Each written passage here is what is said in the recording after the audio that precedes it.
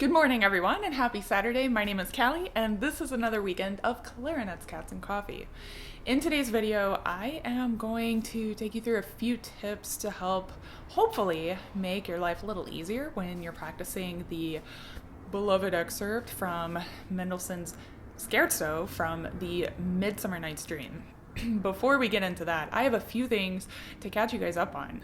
The past, 2 months have been insanely busy for me, and most of it all very good. Got to see some friends. I went on an international trip with my mom. When I returned from this trip, though, I immediately turned around and went to a gig out in Davenport, Iowa with the Quad City Symphony, and I was there to play Mahler 1, and 3 days into rehearsing, I woke up with a scratchy throat. And just to put my mind at ease, I was like, it's nothing. I'm not sick. I don't have anything. It's probably just allergies. I took a COVID test and it was positive. So this was my first time having COVID, and it wasn't that bad. They did find a sub to fill in, so I didn't have to go there and blow my germs all over everybody. And the good thing is that nobody else caught it, to my knowledge. So we're all clear there. But that means that I did not play my clarinet for 10 days, and I've only been back playing regularly again for a week. I mean, just playing my instrument. I didn't touch my instrument for 10 days, right? So I am back practicing, and I started a week ago practicing again.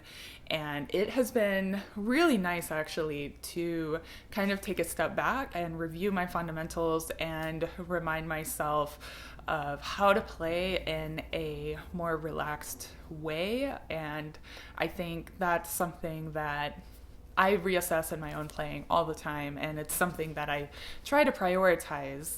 However, it's easy to overanalyze the reed situation or the mouthpiece or our instrument or this or that, and I like to experiment with different things. As you all know, I'm always switching mouthpieces and barrels and things like that, because I think it's fun to try out new things, but in doing all of that, sometimes in my own playing, I can build up a lot of tension and kind of come away from my sound, right? So I've been trying to get back into what I believe is my sound and my voice, and it has been refreshing and quite nice. So you're all here probably wondering, why am I doing an excerpt? I'm actually not taking any auditions anytime soon.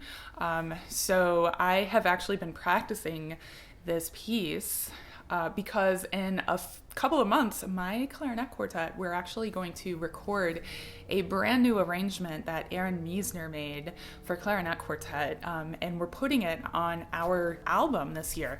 And so if any of you are interested, if you've heard my clarinet quartet, Lake Effect Clarinet Quartet, we are doing an album pre-sale campaign right now. I'll put a link below. It'd be super cool to see some of my own YouTube viewers there supporting my album project. But anyway, that is why I am here practicing this excerpt with you today. So let's go ahead and head on over there, and we are going to take this apart, and I will share some tips with you.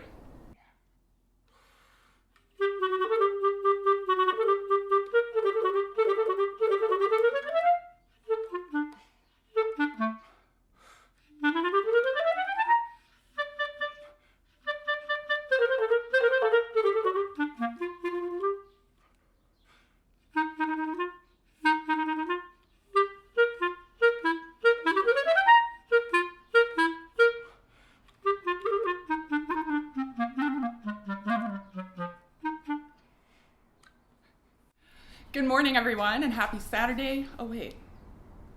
I already said that. I forgot. All right, everyone. So there it is.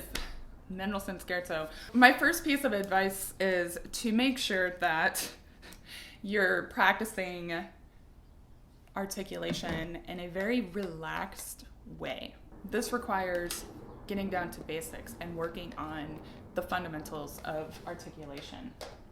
Whenever I play this, I'm not thinking about the act of tonguing. I'm thinking about the phrase. I'm thinking about the music. I'm thinking about the way I want it to sound and connecting that to how it should feel. And so the first thing I want you to try is maintain a very beautiful, consistent sound on a throat tone A. Gross, right? A beautiful, consistent tone on a throat tone A.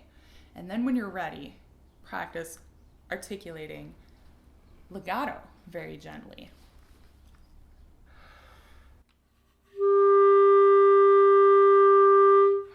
I was very tense when I started that note. I suffer from something that many of us do, and that's in my effort to sound good. Sometimes I try a little bit too hard. So I'm going to take a breath, I'm going to reset my embouchure, and I'm going to make sure that I'm actually really supporting from low and not trying so hard that I constrict my chest.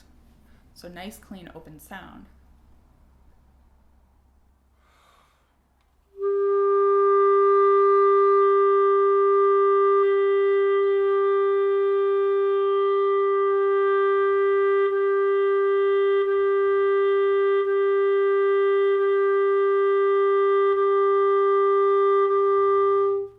Now, one thing to ask yourself, and one thing that I ask myself is, am I changing anything in my air column whenever I go to articulate the reed?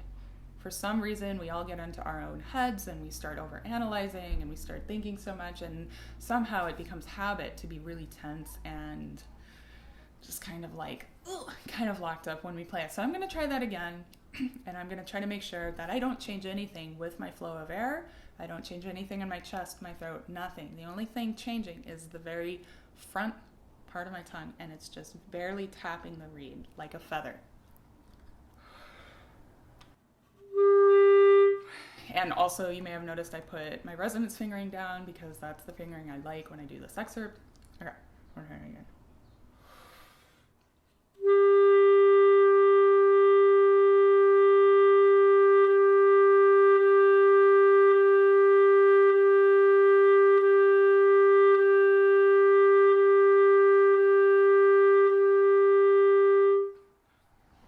So I'm feeling pretty good about that, okay? So I have spent many hours doing that on every single note on my instrument. So if you really want to get good at articulation, you're going to have to do the same thing. Really spend quality time listening and trying to be very aware of what your body is doing at the same time. So once you're comfortable with that, you can start doing rhythmic exercises with either with your metronome or with an internal metronome. And since these are in 3/8 time, I'm going to do one measure of a dotted quarter held over to the next measure, first note 16th, and then articulate the rest. So it'll be 1, hold 2, 3, 4, 5, 6, 1, hold 2, 3, 4, 5, 6, right?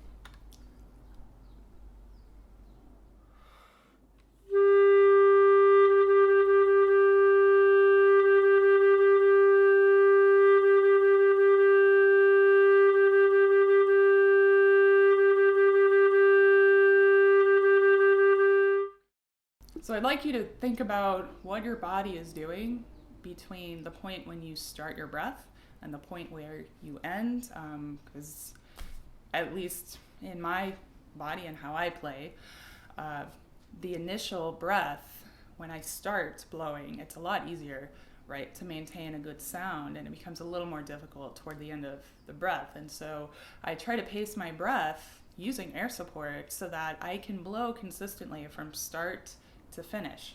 Now this is where doing real long tones can become very helpful to you, because essentially that's all we're doing is we're blowing one long tone consistently, controlling the air and practicing articulation, hold, articulation, making sure that nothing is changing between the tonguing and the holding, okay? So once you're comfortable with that, use your metronome and track your progress over time. So use your 2-click method to work yourself from a little slower tempo to a faster tempo. But this is something that you don't want to rush when you're really trying to get it down, okay? And what I mean is don't expect one day and one practice session to go from, you know, quarter note equals, or dotted quarter equals like 20 up to dotted quarter note equals 92. That's not going to happen. But what you can do is try to make little bits of progress over time each day in small chunks of time. So if you work it up to 40 one day, see if you can get it up to 44 the next day. Now, stylistically, I just have a few suggestions here to make this sound a little bit more appropriate. When you have eighth notes that are articulated, which is like all of them, when you have eighth notes that are articulated, whether or not they are marked staccato or not, play them staccato, but not as short as possible. Think of eighth note staccatos as being a 16th note, a full 16th note in duration, followed by a 16th note rest. Because all staccato is just adding space in between your notes, right? And then the one thing that a lot of players get a little bit hung up on is playing the 16th notes staccato. The trick is don't play them legato, okay? Play the 16th notes as long as possible, because guess what? When you're going fast, they're gonna sound short anyway. So you want them to be cleanly articulated, you wanna be as relaxed as possible, and you just wanna play it and go straight up and not have to worry about having space in between. It will sound fine. Everybody does this. It's common practice to do this, okay? So give that a try. So short eighth notes, long 16th notes. Now, rhythmically, we must keep the eighth note subdivision going the whole time. And in fact, since I do have the microphone quite close to me, you may have heard me kind of like huffing and puffing in time with the eighth note, because I'm really trying to like internalize it, but you know, people don't hear that in the audition, right? Only you get to hear that because you're like 3 feet away from me. So really try to internalize the eighth note pulse when you're practicing this. So the best way to do that, of course, is to practice with a metronome and make sure everything is lining up very accurately with the metronome. And then don't forget to phrase. Now, you are playing an accompaniment line for a lot of this excerpt. There are some exposed parts, that is a little clarinet feature there. But as an accompaniment line, you do want to make sure that you are supporting the main voice and following the musical line that they're going. So you do have to listen to recordings, see what's going on around you to better support your melodic lines. And then when you're practicing it, you want to have that soundtrack kind of going in your head to better inform your musical decisions so you can make your music sound more appropriate to how it should sound. And when we're doing these diminuendo passages, I think there's really only one that's marked diminuendo. The key here is to actually start louder than you think you should, so that way you don't lose all of your air support when you're playing up to a high C. And then when you're doing a big crescendo up to the high C a few more lines down, think expansive rather than loud, because again, we need to stay relaxed. Last but not least, the trills. I recommend doing 2 trills for each trill, and let's see, I trill up to the top jelly bean key here when I do the A trill. The F to G I do on the side, and then the rest of them are normal. And the key to making it sound very clean is to clip the slur so that the next note sounds very placed and staccato and very precise. Okay, so see, this isn't really that scary. You just have to break the pieces down into manageable chunks that you can really think about and master one piece at a time. So there's so much more I could do in talking about this, but I'm gonna leave it at this for now. Feel free to share any tips that you have on this, because I know everybody's worked on this and everybody has their 2 cents. So I'd love to see what you guys all come up with as well. Thank you all so much for watching. I hope you have a wonderful weekend, a good week next week, and as always, happy practicing.